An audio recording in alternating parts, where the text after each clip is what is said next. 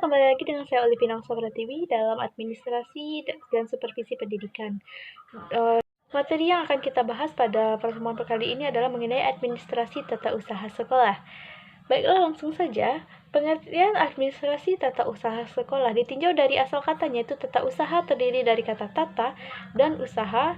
Masing-masing memiliki arti atau pengertian seperti tata adalah suatu peraturan yang harus ditaati dan usaha adalah energi atau tenaga yang dikeluarkan untuk tercapainya suatu maksud atau tujuan. Jadi, menurut arti kata, tata usaha adalah kegiatan administrasi pendidikan yang mengelola pencatatan, pengumpulan, penyimpunan data, dan dokumen yang dipergunakan untuk membantu pemimpinan dalam pengambilan keputusan, urusan surat menyurat, serta laporan mengenai kegiatan sekolah tersebut. Administrasi tata usaha yaitu segenap proses kegiatan pengelolaan surat menyurat yang dimulai dari penghimpunan atau menerima, mencatat, mengelola, mengadakan, mengirim, dan menyimpan semua bahan keterangan yang diperlukan oleh organisasi. Menurut Liang Ji, administrasi ketatausahaan adalah segenap rangkaian aktivitas menghimpun, mencatat, mengelola, menggandakan, mengirim, dan menyimpan keterangan yang diperlukan dalam setiap organisasi, pola perbuatan, dan kegiatan ketatausahaan. Kegiatan tata usahaan meliputi yang pertama adalah menghimpun segala keterangan yang diperlukan. Yang kedua adalah mencatat berbagai keterangan baik dalam bentuk tulisan maupun audiovisual secara manual maupun elektronik sehingga dapat dibaca, dikirim, dan disimpan. Yang ketiga adalah mengolah berbagai keterangan-keterangan yang telah dihimpun untuk dapat disajikan sebagai informasi. Yang keempat adalah menggandakan, yaitu kegiatan memperbanyak dengan berbagai cara dengan alat sebanyak jumlah yang diperlukan. Yang kelima adalah yaitu mengirim, yaitu kegiatan menyampaikan dengan berbagai cara alat dan dari pihak pertama ke pihak lain. Yang keenam adalah menyimpan, yaitu kegiatan yang menaruh dengan berbagai cara yang dapat dengan alat dan tempat tertentu yang aman. Yang keenam adalah menyimpan, yaitu kegiatan menaruh dengan berbagai cara dan alat di tempat tertentu yang aman. Yang kedua adalah proses administrasi tata usaha. Yang pertama adalah pengelolaan surat. Jenis surat. Dibedakan ada 14 jenis surat. Pertama adalah surat dinas, nota dinas, memo, surat pengantar, surat kawat, surat keputusan, surat edaran, surat undangan, surat tugas, surat kuasa, surat pengumuman, surat pernyataan, surat keterangan, dan berita acara. Yang kedua, mengenai sifat dan derajat surat. Surat sangat rahasia, surat rahasia, surat terbatas, surat biasa, dan derajat surat dikelompokkan atas 3 derajat, yaitu kilat, segera, dan biasa. Yang ketiga adalah mengenai pencatupan alamat surat. Alamat surat dicantumkan pada sampul surat dan kepala surat. Yang D adalah kode surat, kode jabatan, kode unit, dan kode perihal. Yang kelima adalah pemakaian singkat. Singkat penggunaan dan penulisan dalam penandatanganan surat seperti AN atas nama dipergunakan jika yang berwenang mendatangani surat menguasakan pendatanganan surat kepada pejabat singkatnya di bawahnya, dan lain-lain. Yang F adalah cap jabatan dan cap dinas. Cap jabatan merupakan cap atau stempel yang diperlukan oleh pejabat tertentu, sedangkan cap dinas adalah cap atau stempel yang diperlukan oleh setiap jabatan. Yang G adalah prosedur pengurusan surat. Menerima surat, berawal dari penerimaan surat, pengiriman surat, pencatatan surat, pengarahan surat, dan pengolahan surat, serta pengelolaan arsip. Selanjutnya adalah mengenai arsip. Arsip adalah naskah yang dibuat dan diterima oleh lembaga negara yang swasta maupun dalam bentuk dan corak baik dalam keadaan tunggal maupun berkelompok, rangka pelaksanakan kegiatan lembaga tersebut. Kegiatan pengelolaan arsip terdiri dari azas penataan arsip, sistem penataan arsip, prosedur penataan arsip, peralatan dalam penataan arsip, dan pinjaman arsip.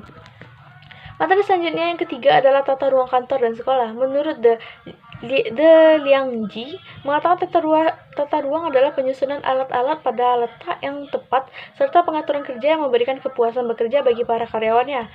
Menurut Littlefield atau Peterson mengatakan office layout may be defined as the arrangement of furniture and equipment within available floor space, yang artinya adalah tata ruang kantor dapat dirumuskan sebagai penyusunan perabot dan alat perlengkapan pada luas yang tersedia.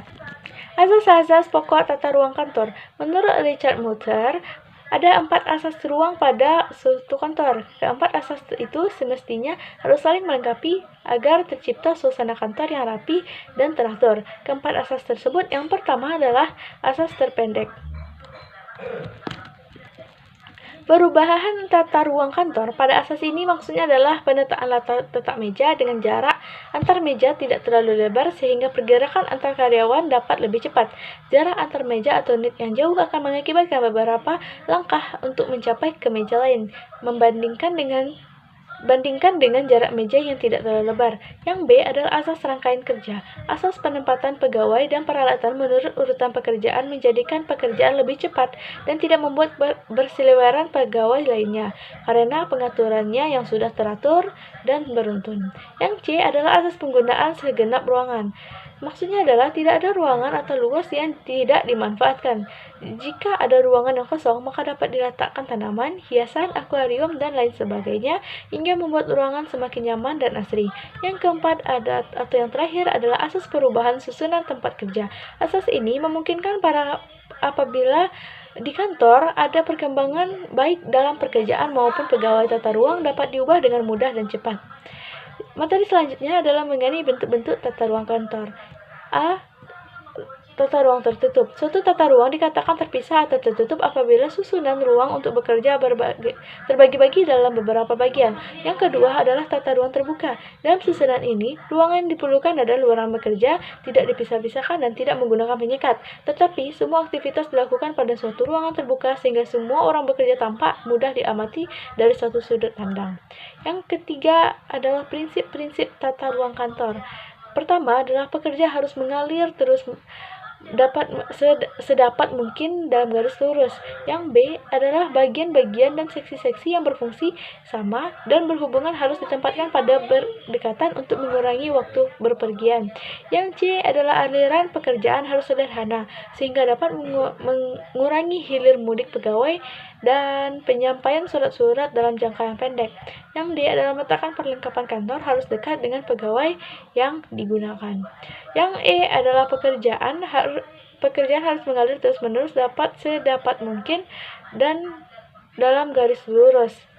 Peranan guru dalam administrasi ketatausahaan sekolah. Pertama adalah pencatatan murid. Pencatatan terhadap siswa ini terutama adalah siswa yang baru, perkelas persemesteran yang mengulang pindahan, serta jumlah siswa yang keluar karena lulus, bahkan karena drop out. Dengan pencatatan inilah maka dengan mudah diketahui bahwa jumlah siswa yang berkembang pada setiap tahun ajarannya. Di samping itu ada tugas lainnya yaitu adalah pencatatan daftar hadir siswa dalam rangka untuk menghitung keaktifan siswa dan partisipasinya dalam kerjasama dan sebagai alat kontrol dalam menegakkan tata tertib sekolah. Dan yang terpenting adalah tata prestasi muridnya. Untuk dapat melihat kemajuan dan kemunduran dengan segera dapat dilihat dari dokumen siswa tersebut. Semua hasil pencatatan ini diperlukan sekali sebagai bahan laporan yang nyata kepada atasannya. Oleh karena itu tidak boleh hilang atau rusak. Dokumentasi ini bisa juga sebagai bahan laporan untuk orang tua siswa. Baiklah, hanya sekian yang dapat saya sampaikan. Mohon maaf apabila ada kesalahan dan terima kasih atas perhatian Bapak dan teman-teman semua. Assalamualaikum warahmatullahi wabarakatuh.